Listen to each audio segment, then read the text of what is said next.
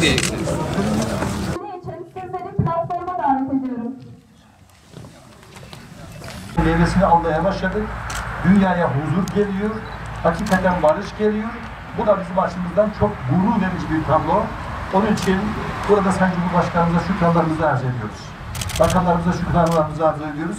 Ve tüm çiftçilerimize tekrar hoş geldiniz diyorum. Hepinizi sevgiyle, saygıyla ve muhabbetle selamlıyorum. Allah'a emanet olun. Evet, çok teşekkür ediyoruz. Hayırlı olsun.